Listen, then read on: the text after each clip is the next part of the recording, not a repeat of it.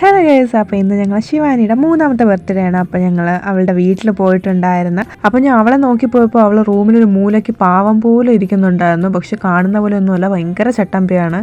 അങ്ങനെ ഞാൻ അവളെ വിളിച്ചുകൊണ്ടൊക്കെ വന്നു. അവളുടെ 3ാമത്തെ ബർത്ത്ഡേ ആണ്.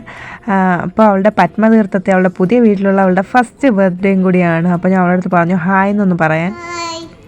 അങ്ങനെ അതിനുശേഷം അമ്മൂമ്മയൊക്കെ വന്നിട്ടുണ്ടായിരുന്നു. അപ്പോൾ അവൾക്ക് മുട്ടായിയൊക്കെ വാങ്ങിച്ചുകൊണ്ട് കൊടുത്ത്, മുട്ടായിയൊക്കെ വാങ്ങിച്ചുകൊണ്ട് വന്നപ്പോൾ ഭയങ്കര താങ്ക് യു എന്നൊക്കെയാണ് അവൾ പറയുന്നത്. അങ്ങനെ അതൊക്കെ പറഞ്ഞ് അപ്പോൾ നമ്മൾ എന്തെങ്കിലും പുതിയ സാധനമൊക്കെ കൊടുക്കുമ്പോൾ അവൾ ഭയങ്കര ഹാപ്പിയാണ്. പിന്നെ ഞങ്ങൾ ഫോട്ടോയൊക്കെ പോസ്റ്റ് ചെയ്യാൻ പറഞ്ഞ് അങ്ങനെയൊക്കെ നിൽക്കും. പിന്നെ ഞങ്ങൾ രണ്ടുപേരും കൂടി അവൾക്കൊരു ഡ്രസ്സൊക്കെ വാങ്ങിച്ചു കൊടുത്തു. ഞങ്ങളത് അവൾക്കൊന്ന് ഇട്ട് നോക്കാമെന്ന് വിചാരിച്ചു, കൊള്ളാമോ ചേരുന്നുണ്ടോ എന്നൊക്കെ നോക്കാൻ വേണ്ടി.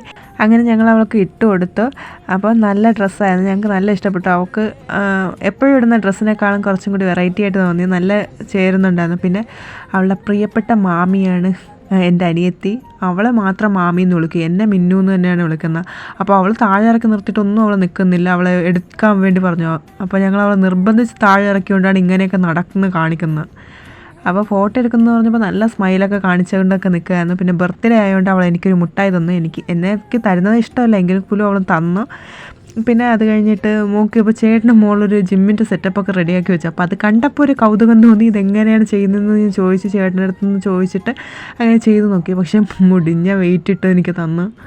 അങ്ങനെ അതൊക്കെ കഴിഞ്ഞ് ഞാൻ അത് ചേട്ടാ അവിടെ സൈഡിൽ നിന്ന് കോച്ച് ഇട്ടുകൊണ്ടിരിക്കുകയാണ്, ഇങ്ങനെയൊക്കെയാണ് ചെയ്യേണ്ടതെന്നൊക്കെ പറഞ്ഞു. പിന്നെ അത് കഴിഞ്ഞ് ഞങ്ങൾ കേക്ക് കഴിച്ചു. പിന്നെ തീറ്റയുടെ കാര്യത്തിൽ ഒരു കോംപ്രമൈസും ഇല്ലാത്ത സ്ഥിതിക്ക് കേക്കൊന്നും ഞങ്ങൾക്കൊരു വിഷയമല്ലായിരുന്നു. ഞങ്ങൾ പെട്ടെന്ന് തന്നെ ആ പാത്രം കാലിയാക്കി തിരിച്ച് മാമിക്ക് കൊടുത്തിട്ടുണ്ടായിരുന്നു.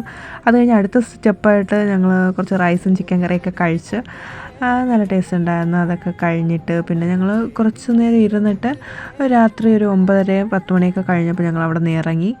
അപ്പോൾ ഞങ്ങളെല്ലാം തിരിച്ച് വന്നിട്ടുണ്ടായിരുന്നു. അപ്പോൾ bye and thanks for watching.